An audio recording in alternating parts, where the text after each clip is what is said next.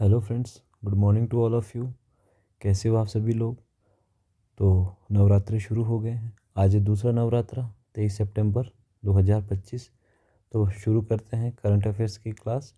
और शुरू करने से पहले पढ़ते हैं आज का थॉट। तो आज का थॉट है, विनर वो होता है जो बार बार हारने के बाद एक और बार प्रयास करता है और वो सक्सेस पाता है। ठीक है फ्रेंड्स, सक्सेस पाता है। तो इस बार बार प्रयास करने से एक बात याद आती है, आपने सुना होगा किंग ब्रूस और स्पाइडर की स्टोरी। अब किंग ब्रूस क्या करता है फ्रेंड्स, कि स्पाइडर का जाला बार बार तोड़ता है और वो जो मकड़ी होती है वो बार बार उस जाले को बना लेती है।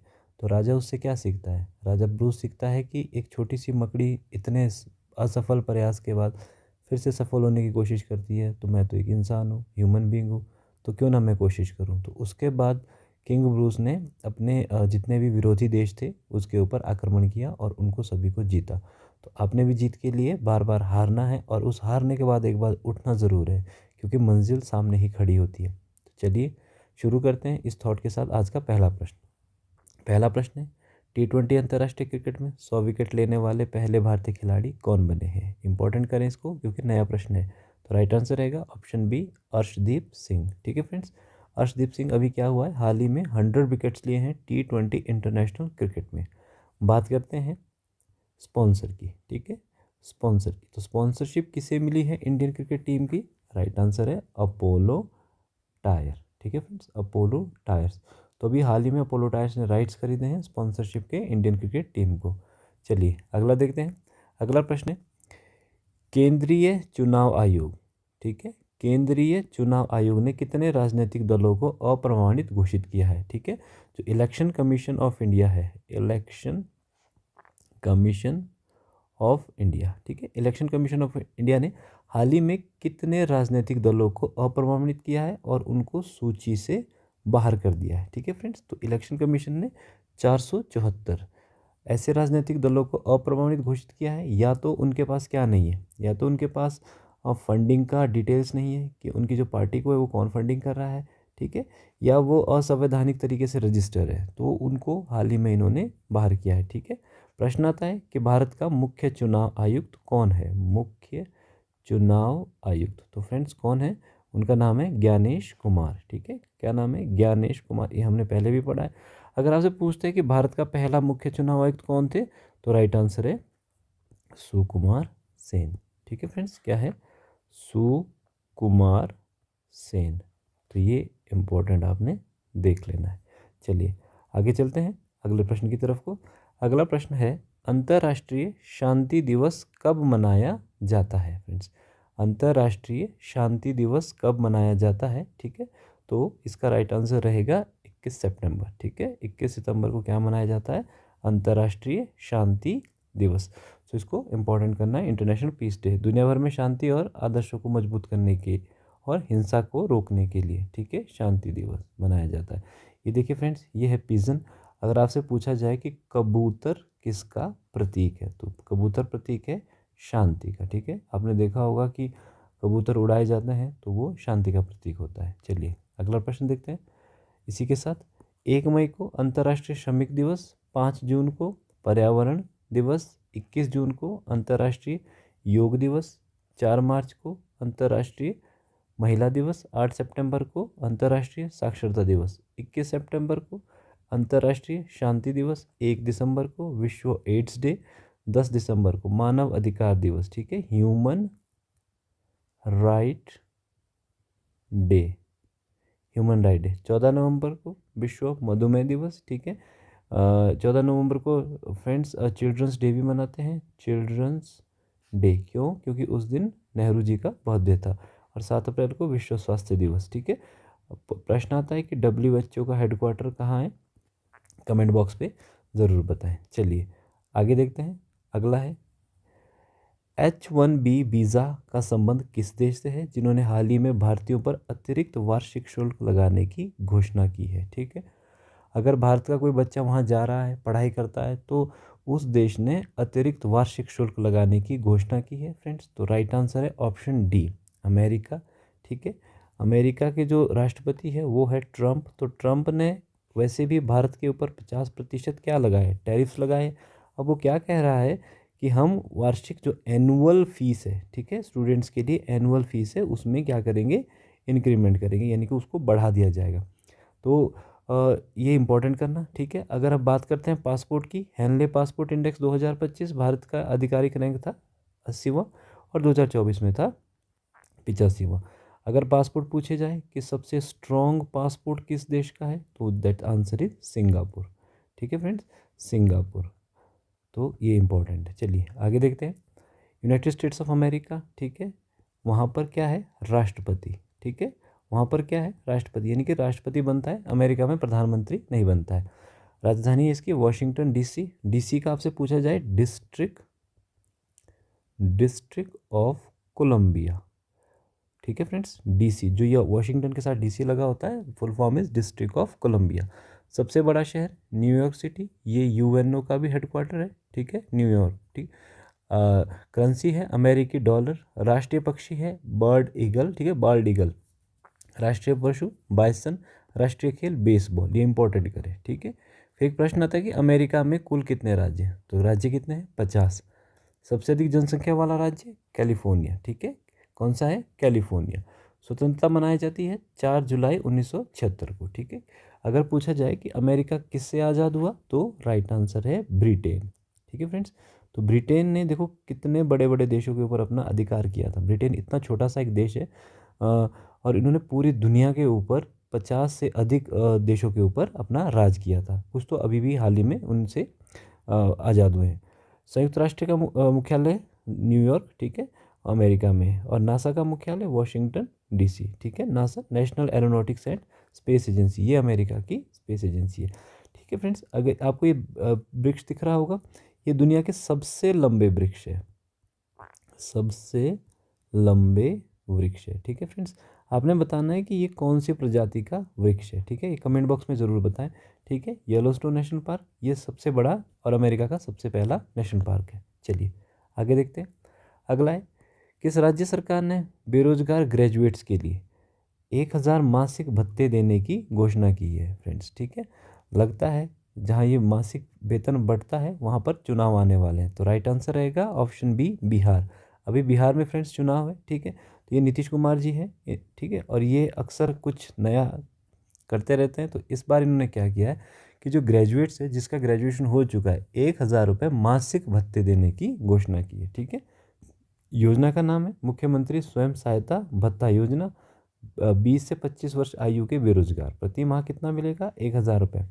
उद्देश्य नौकरी ढूंढने वाले युवाओं को आर्थिक मदद प्रदान करना और उन्हें प्रतियोगी परीक्षाओं के लिए तैयारी के लिए प्रोत्साहित करना, ठीक है फ्रेंड्स। तो ऐसे हमारे नेता जुमला देते हैं स्टूडेंट्स को, और स्टूडेंट्स उसमें आ जाते हैं उनके बहकावे में। फ्रेंड्स अपनी तैयारी करते रहें। ये मासिक भत्ता 1000 मिले, 10,000 मिले, ये सरकार अपने हिसाब से इसको बदलती रहती है। चलिए आगे देखते हैं।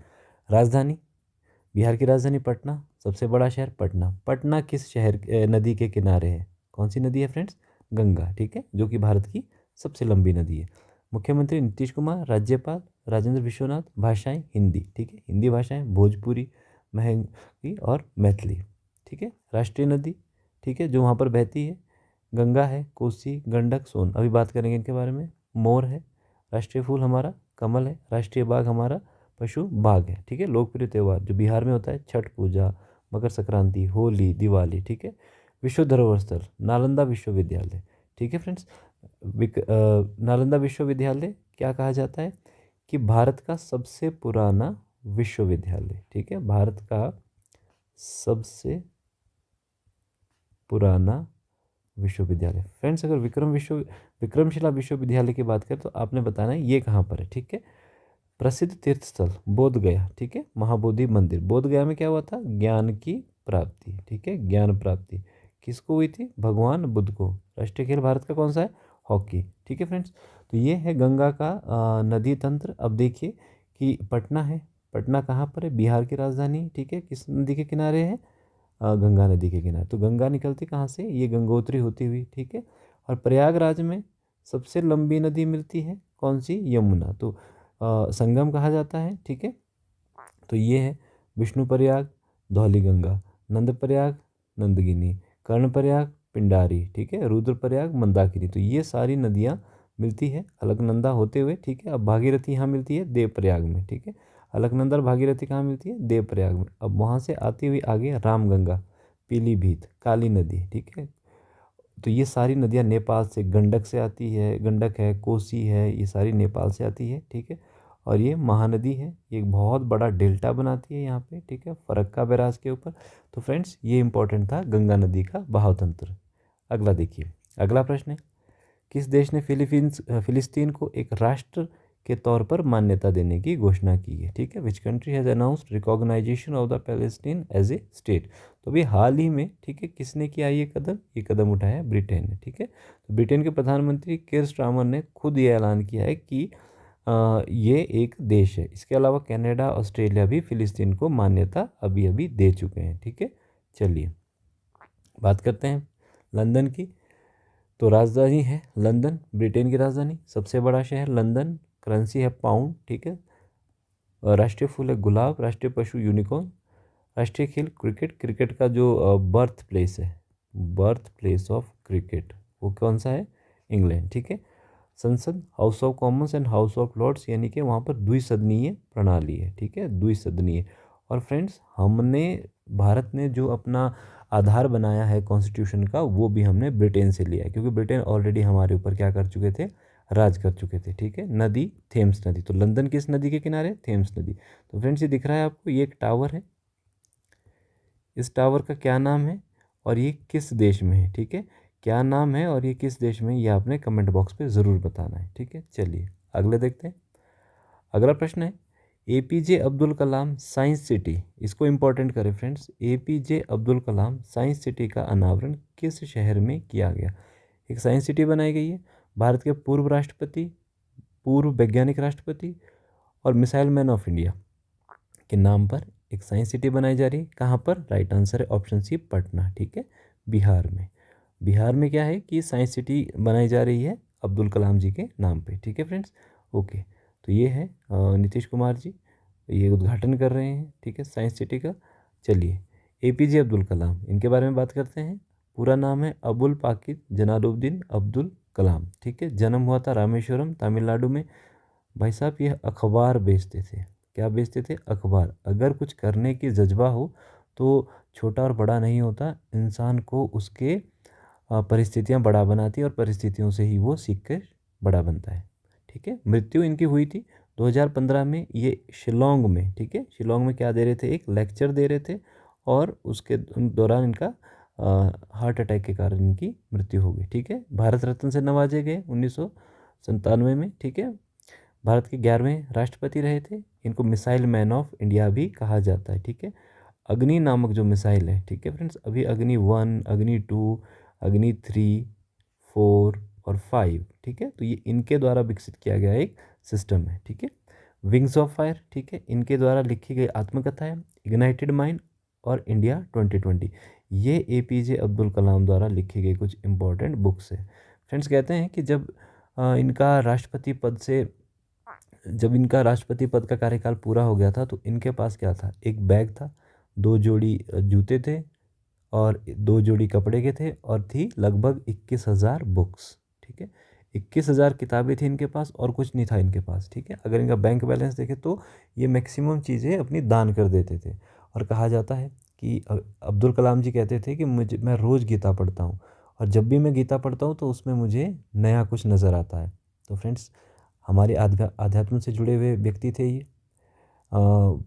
बाय बर्थ ये मुस्लिम थे, पर ये हिंदू रिलीजियस और हिंदू धर्म को भी बहुत ज़्यादा मानते थे। तो ये इनके बारे में कुछ बहुत अच्छी बातें हैं, तो कोशिश करें ऐसे महान लोगों को फॉलो करने की। चलिए अगला देखते हैं।